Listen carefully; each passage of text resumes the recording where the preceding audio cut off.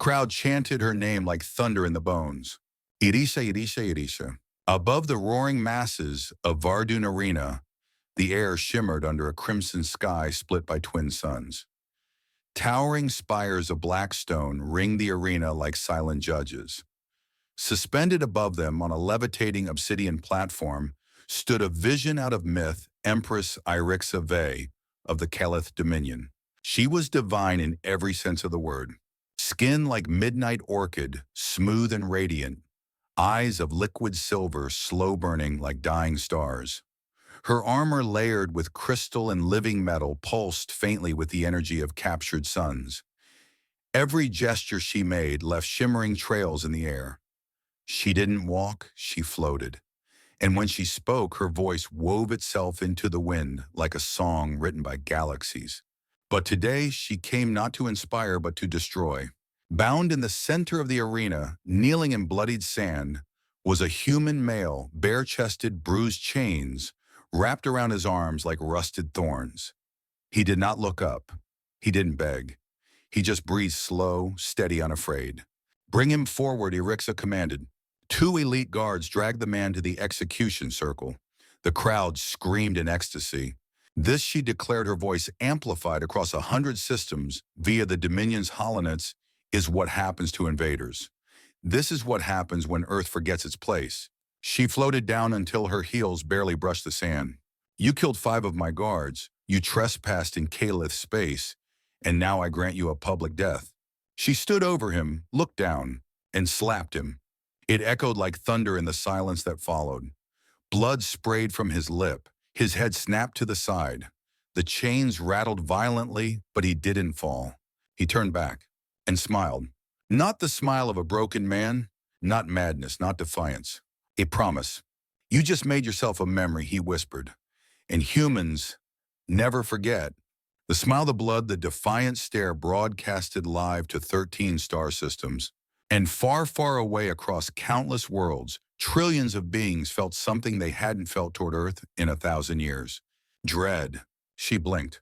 Just once. But in that heartbeat, something inside her stuttered. That smile wasn't rebellion. It wasn't madness. It was worse. It was calculation. The human whose name she hadn't bothered to learn tilted his head, letting the blood drip from his chin like ink from a loaded pen. The arena, once howling, held its breath. "Execution team proceed," Erixa snapped. 4 armored warriors emerged from the obsidian gates clad in golden exoplates, their weapons glowing shock halberds, plasma spears, neural disruptors. They moved with precision, elite-born killers of the Caliph order. The human didn't flinch. His chains crackled with energy sparks arcing between links. His wrists flexed slowly, rhythmically. From her floating throne, Erixa frowned. Her voice rang out across the pit.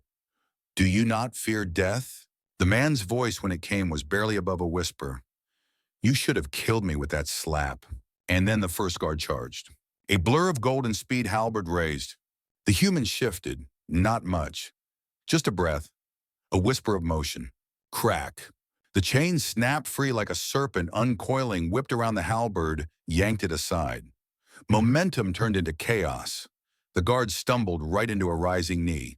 Neck shattered. The crowd gasped. The queen stood upright. Too late.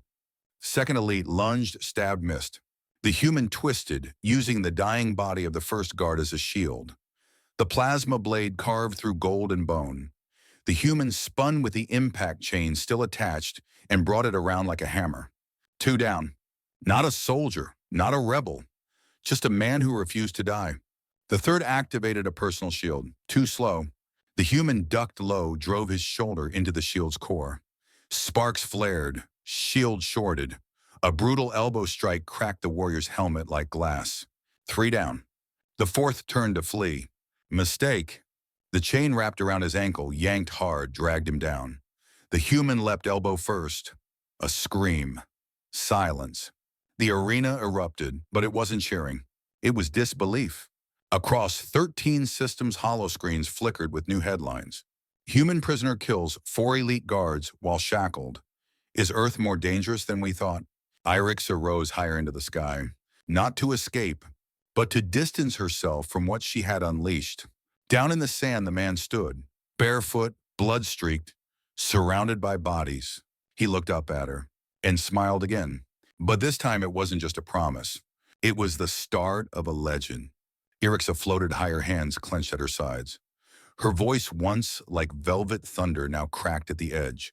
Deploy the obsidian vanguard. From all four cardinal gates of the arena, they came tall, monstrous, and silent. 30 warriors. Black exo armor, twin pulse spears, neural suppressors, shields that had survived solar wars. One man, still barefoot, still smiling. And yet, he didn't run. He walked toward the arena gate, dragging a length of broken chain behind him like a leash. The plasma blade he'd stolen was gone, dropped by choice. It wasn't his weapon. The chain was. Not a fugitive, not a rebel, a reckoning in motion.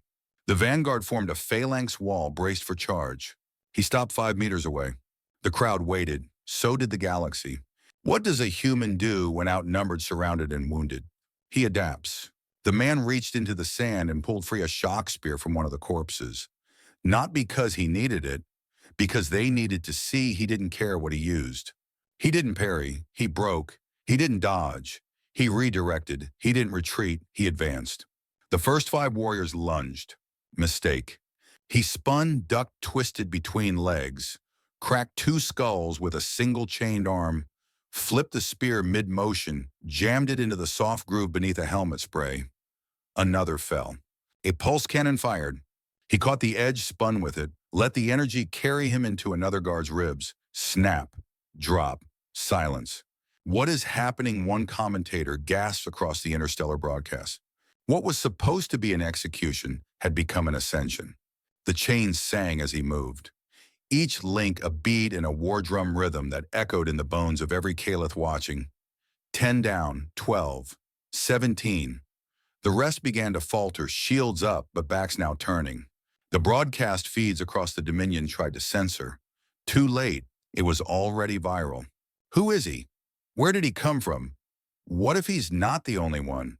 Above them, Irixa stared in paralyzed horror. For the first time since her coronation, she whispered to herself, not as an empress, but as a woman who finally understood the cost of pride. He's not killing us for power. He's reminding us we bled first. The final 2 guards charged together a last desperate rush. He didn't lift a weapon. He threw the chain. It coiled midair, snapped tight around one throat, then the other, yanked them together like puppets on a wire. 30 elite, all fallen. He stood among their bodies, not even breathing hard now, only bleeding. And then he walked through the gate. He could have escaped, could have disappeared, but he didn't come for freedom. He came to finish it.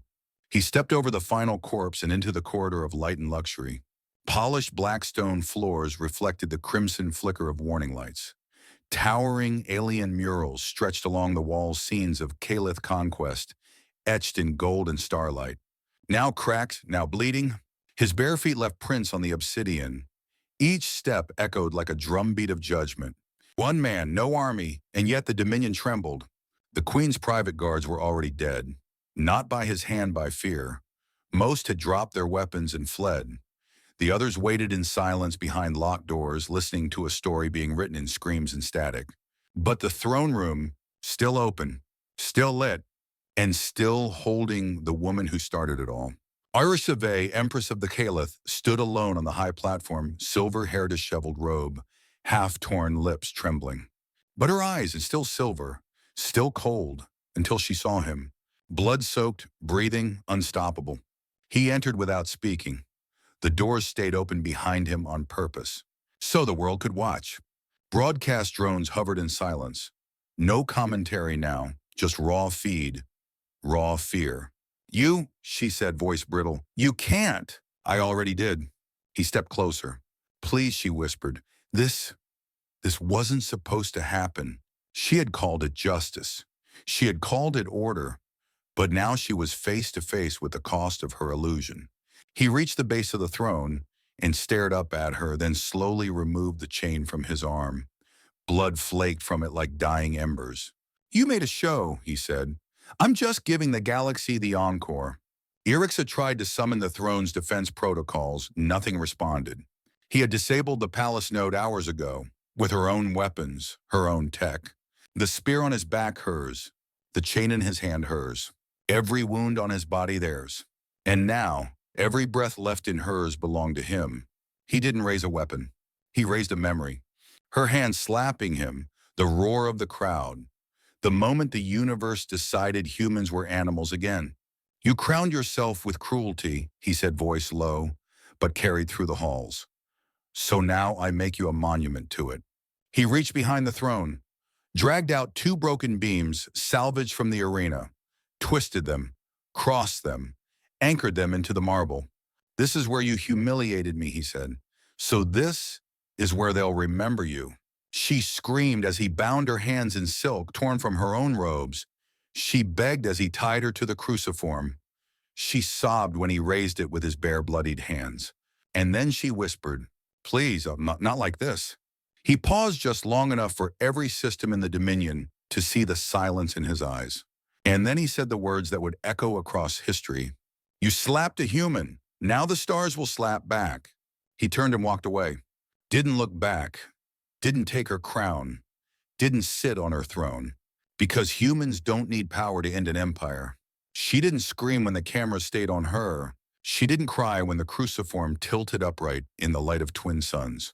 She only whispered one thing over and over, lips barely moving. I didn't know, but it didn't matter anymore. The galaxy had already seen enough. 3 days passed. She never spoke again. Not to her generals, not to her advisors, not to herself. They said her eyes stopped blinking, that she only stared upward toward the empty archway where he had vanished. Across Calith, space statues of the Empress were pulled down, burned, shattered. The sigils of her empire, once carved in obsidian, were smeared over with red. But no one dared speak his name, because he had never given it. He wasn't a man anymore. He was an idea, and ideas don't bleed. The vassal worlds revolted within a week. One by one, planets once cowed by fear rose up. Not because they believed in revolution, but because they had seen what one unarmed human could do with nothing but rage, memory, and time. An emergency pact was signed between 3 rival empires sworn enemies days before. They called it the Doctrine of Reckoning, a single law written into galactic code. If ever again a human is humiliated in public by royalty, let it be known. We've seen what comes next. His image spread like wildfire. Not propaganda, not fiction. Raw feed, unfiltered, burned into the retina of trillions. A man's shirtless, scarred blood, running from his knuckles, dragging a chain behind him like a covenant. Scholars debated. Was he trained? Was he special? Was he sent? But they never understood the real answer. He wasn't born for vengeance. They made him that way.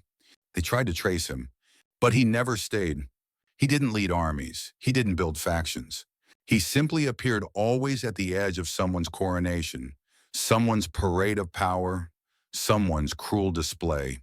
And every time the cameras caught the same thing, a man in shadow, chain wrapped around his arm, calm eyes unsmiling now, but watching. The Empress faded from history, her name now a warning, not a legacy. And her final words spoken to a diplomat before vanishing into seclusion were not about him. They were about what he left behind. I don't fear him, she said. I fear what he taught them. Because he hadn't just ended an empire. He lit a signal fire for all humanity. And its flames said only one thing. We do not kneel, we rise. They said the age of terror was over. That the human had vanished. That no one had seen him in years. That the fires had cooled. So when King Varian, son of the Empress, rose to power, his court laughed at the old stories.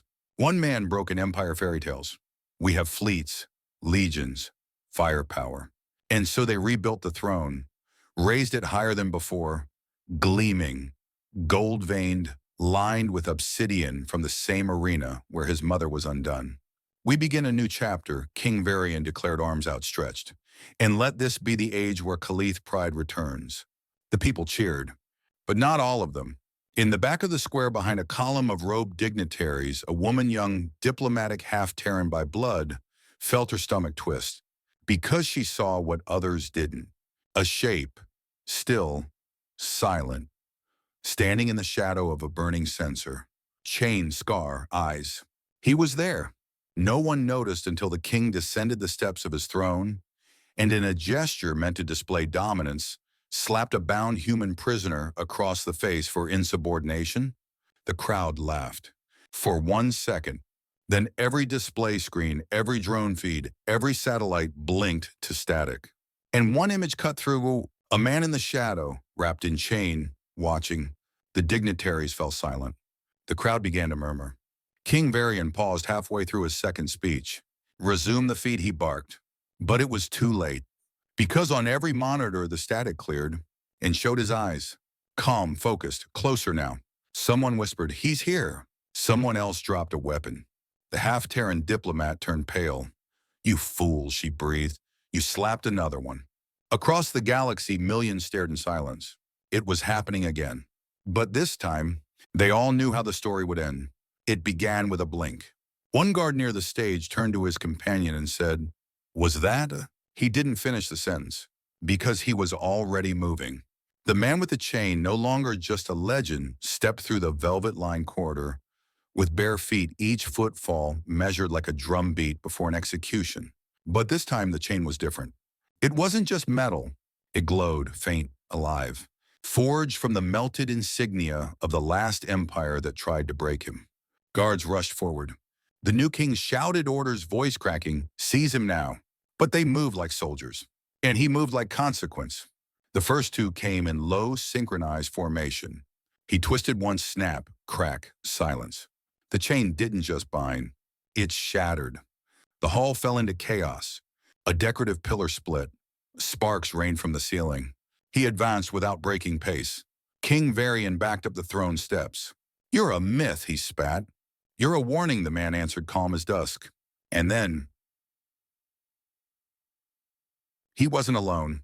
From the far balconies, from corridors long abandoned, others stepped into the light. Humans, not soldiers, not rebels, but marked. Each one bore a chain, some real, some tattooed, all scarred, and all remembering. "I told your mother," the man said, stepping closer to the throne, "that humans don't kneel." He raised his chain arm. Guards flinched. The diplomat in the crowd fell to her knees. King Varian shook his head, disbelief choking him. "You don't have the right." "We don't need the right," the man whispered. "We have the memory." And with one flick of his wrist, the chain snapped forward, straight through the king's golden scepter. It cracked in half, just like her crown all those years ago. The lights went red. Sirens wailed. The coronation became a tomb. But this time, it wasn't justice. It was message. A message with no signature, no demand, no flag. Only this: "We saw your slap, and we remember the last one." He didn't speak again. He didn't need to, because behind him they moved. One by one, from stairwells, tunnels, air ducts, and alcoves the court thought long abandoned, they stepped out. Humans. Some in rags. Some armored in salvaged alien tech. All silent. All bearing chains. Not shackles anymore, but symbols. Weapons, relics. Some real, some forged in ink and scar tissue, but all glowing with a single purpose: memory. The alien king stumbled back. "No one told me there were more of you." The first woman in the group stepped forward.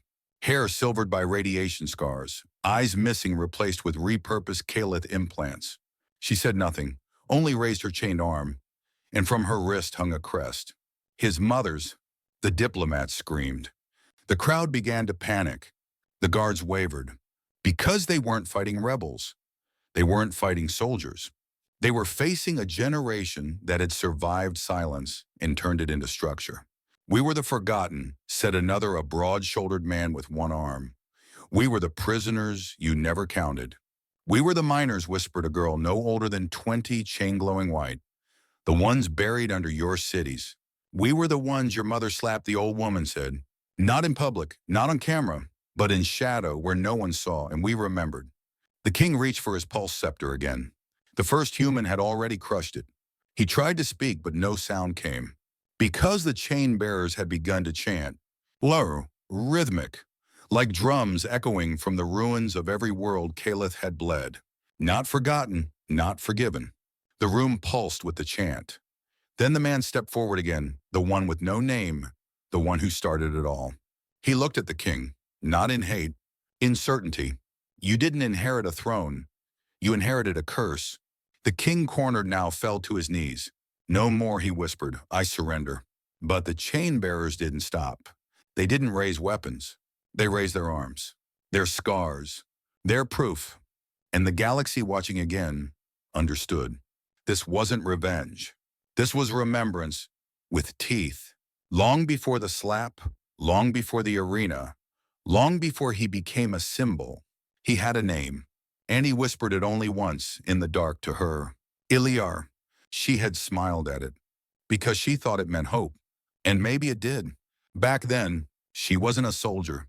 She was a translator caught in the wrong quadrant during a patrol skirmish. Half human, half something else, eyes like liquid sun, and a voice that never flinched when speaking across species. They found each other in a prison cell deep beneath Calith Prime. Two names scratched into opposite walls. Two pulses that survived the same beatings. Two humans, or half-humans, treated as nothing more than meat. She taught him the Calith language. He taught her how to take pain without blinking. They planned no escape. They planned to survive. Together. And then one day they took her to entertain the noble house during a private gala. She never came back. But he did find one thing in the center of his cell the next morning. Her scarf, wrapped around a rusted iron link. He didn't cry. He didn't scream.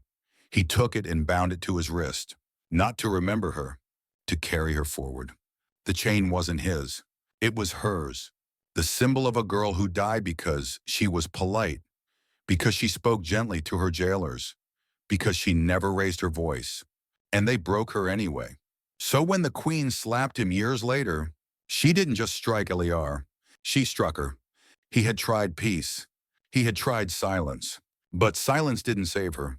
And the day her voice was stolen, he stopped being a man and became the thing Calith would never forget. And now, as he stood in the throne room of her son, with the galaxy watching, with his chain glowing around his arm like memory, he looked down at his hand, at the faded red thread woven between links, and for the first time in years, he let himself remember her name, Lisha. It left his lips like a breath, and somewhere in some distant system, a child born of her bloodline opened their eyes for the first time. Because legends don't just die, they echo. He stood still. Not a muscle moved. The throne room had fallen silent. Guards gone. Drones offline. The king on his knees, crown trembling in hand. And behind Iliar, the chain-bearers waited, eyes on him. No orders. No battle cry. Only breath held in reverence. Because he had become more than myth now. He was judgment. And judgment had to decide. In one hand, the chain alive with memory, with history, with pain. In the other, the scar frayed at the edges, color faded, but somehow still warm in his grasp. It was Lacia's. It was the last thing in the galaxy that hadn't asked him to fight. The king whimpered. They'll follow you, he said. The humans, the outcasts. You could rule. You could take everything. That's not why I came, Iliar said. Then what do you want? He looked up into the eyes of a boy raised by tyranny and whispered, to stop this from happening again. He dropped the chain. The sound of it hitting the marble cracked the air. It echoed like a thunderclap. The chain didn't bounce. It lay still, and with it so did the violence. The chain bearers looked at one another. Some closed their eyes, some wept, not in sorrow, in release. Because if he could walk away, then maybe they didn't have to fight forever either. Iliar turned from the throne, walked past the king, past the shattered pillars, past the statues still crumbling from shame. And as he passed each person, human or Calith, none dared speak. They only moved aside, not from fear, from respect. At the threshold, he paused, held up the scarf one last time, tied it to a broken flagpole, let it fly like a standard, not of conquest, not of rebellion, but of memory. The man they called the Chain had walked away, not because he was done, but because he had already won. Across the galaxy, on every world once touched by Calith cruelty, broadcasts replayed that final moment. The chain on the floor, the scarf on the wind, and a single man walking into the dust.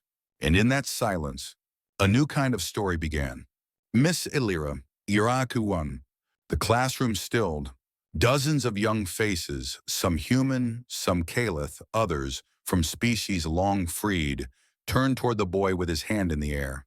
He looked small in his chair, barely 10, but his voice carried something ancient. Did the chain man really exist? The teacher, tall and serene, blinked. Her skin shimmered faintly lavender, fading to soft gold, a blend of bloodlines never permitted before the fall of the Dominion. She walked to the hollow board slowly, touched the screen, and the image appeared. A figure, bare-chested, scarred, chain wrapped around his arm, walking away from a throne made of ruins. Yes, she said quietly. He lived. The children leaned forward. What was his name? Another asked. Did he really crucify the Empress? Was it true he never spoke again? Did he build an army? Was he angry all the time? Illyra smiled gently. She didn't answer at first. She tapped the board again, changed the image. Now it showed a piece of fabric faded red fluttering on a pole. Then beneath it a single word. Lisha. He wasn't angry, Illyra said. He was grieving. One girl in the back raised her hand. Her skin was pale with amber streaks and her voice trembled. But he killed so many, didn't that make him a villain? The room went quiet. Even the hollow display dimmed slightly. Illyra walked over, knelt beside her, and whispered. No, he didn't kill to conquer. He killed to make sure no one else had to choose between silence and chains again. The boy who asked the first question nodded slowly. Would he have let them live if they'd apologized? Illyra stood again, looked out the window toward the vast hills beyond the city. The wind outside carried dust and leaves. And somewhere far beyond what even hyperspace could measure, a man might still be walking. We don't know, she said, because they never did. The bell rang. Students gathered their things, still silent, still thinking, and Illyra stayed behind. She turned off the board, but not before whispering to the empty room. You never gave us your name, Illyra, but you gave us something better. She looked down at the old chain she kept in a glass case by the door, and the red thread still tied to it. You gave us memory,